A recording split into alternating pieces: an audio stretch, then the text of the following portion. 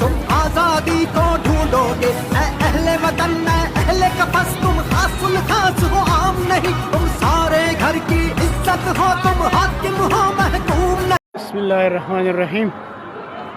पेशावर सदर में ये 40 फुट चौड़ा और 500 फुट लंबा पीटीआई का झंडा है।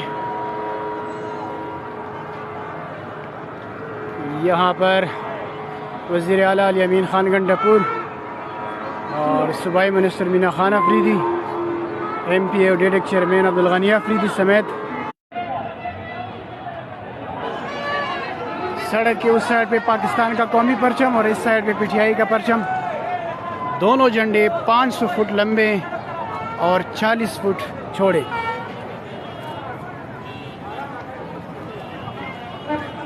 ये पाकिस्तान का कौमी परचम है दूसरी साइड पे।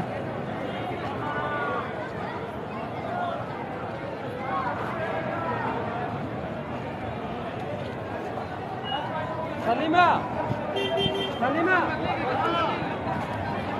सलीमा